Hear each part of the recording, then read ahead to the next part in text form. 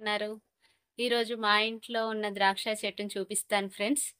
నేను ఎలా పెంచాను, ఏ టిప్స్ తీసుకున్నానో అవన్నీ మీతో షేర్ చేసుకుంటాను. మీకేమన్నా యూజ్ అవుతాయేమో చూడండి ఫ్రెండ్స్. ఇదిగోండి మా గ్రేప్స్ చెట్టు ఇదే. ఎలా వచ్చాయో చూడండి ఫ్రూట్స్. ఇలా చూడండి మొత్తం అన్ని ఫ్రూట్స్.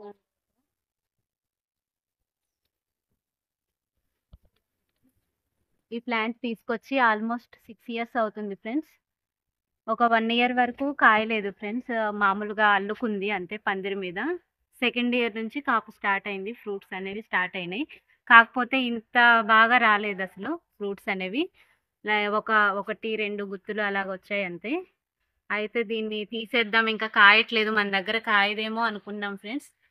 కానీ తర్వాత ఒక కోతొచ్చి పందిరి మీద దూకింది. మొత్తం పందిరంతా పడిపోయింది. ఇంకా తీసేద్దాం, కట్ చేసేద్దాం అన్న టైంలో మొత్తానికి ఏమో కట్ చేసాం ఫ్రెండ్స్. అసలైతే ఇక్కడి వరకు కట్ చేసేసాం. చూడండి ఇక్కడ మొదల వరకు కట్ చేసేసాం. అసలు తీసేద్దాం, ఇంకా కాయదేమో, ఈ ప్లాంట్ వేస్ట్గా పెట్టామేమో అనుకొని కట్ చేసాం.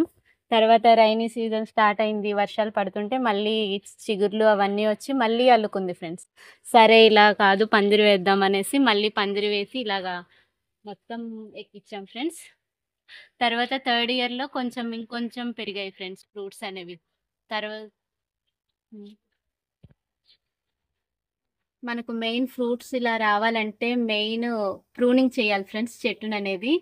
ఇయర్లీ ట్వైస్, అంటే సంవత్సరానికి ఒక 2 సార్లైనా ప్రూనింగ్ చేయాలి ఫ్రెండ్స్. ప్రూనింగ్ అంటే కట్ చేయడమే కొమ్మల్ని. కటింగ్ చేయడం వల్ల కాపు అనేది బాగా వస్తుంది. పూత కానీ కాపు కానీ బాగా వస్తుంది ఫ్రెండ్స్. నేను ఇయర్‌కి 2 టైమ్స్ చేస్తున్నాను. సమ్మర్‌లో ఒకసారి, సమ్మర్ స్టార్ట్ అయ్యే ముందు ఒకసారి, మార్చ్, ఏప్రిల్ ఆ టైంలో ఒకసారి కట్ చేసామంటే మొత్తం మంచిగా స్ప్రెడ్ అవుద్ది ఫ్రెండ్స్ చెట్టనేది. తర్వాత మనం వింటర్ స్టార్ట్ అవ్వడానికి ముందు ఒకసారి కట్ చేసామంటే కొమ్మలన్నిటిని, అప్పుడు కాపు అనేది పూత బాగా వస్తుంది ఫ్రెండ్స్. పూత వచ్చి కాపు బాగా రావడానికి ఉంది. ప్రూనింగ్ మాత్రం కంపల్సరీ ఫ్రెండ్స్ గ్రేప్స్ చెట్టుకి.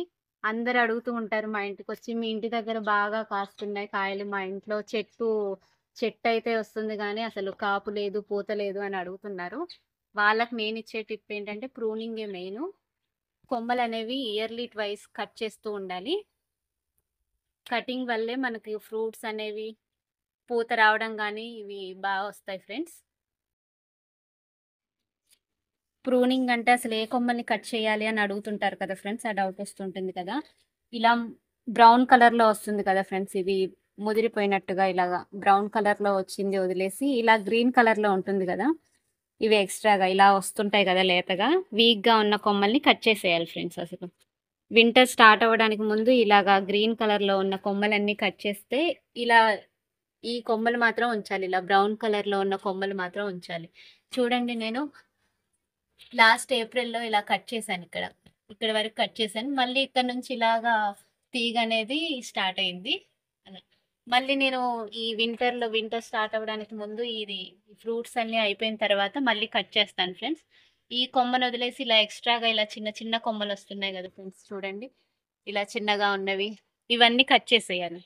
మళ్ళీ చిగుర్లనేవి స్టార్ట్ అవుతాయి. చిగురుతో పాటే ఇవి ఫ్లవరింగ్ అనేది స్టార్ట్ అవుతుంది.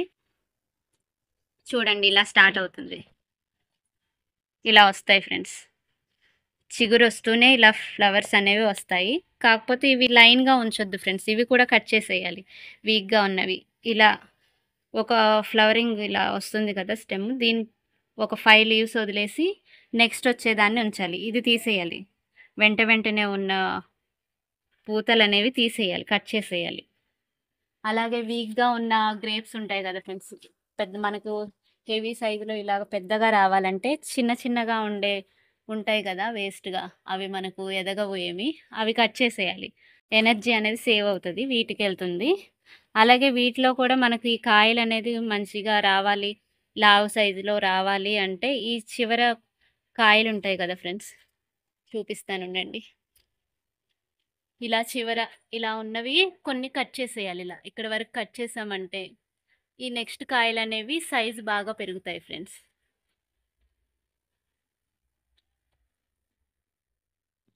చూడండి మొదలు ఎంత లావుగా ఉందో. ఆల్మోస్ట్ ఇది తీసుకొచ్చి 6 ఇయర్స్ అవుతుంది కదా. మనకి ఇది ఎంత సైజు పెరిగిందంటే అంత కాయలొస్తాయి ఫ్రెండ్స్. ఇది సైజ్ అనేది పెరగాలి. మనం కొమ్మలు కట్ చేయడం వల్లే ఈ సైజ్ అనేది పెరుగుతుంది ఇక్కడ నుంచి.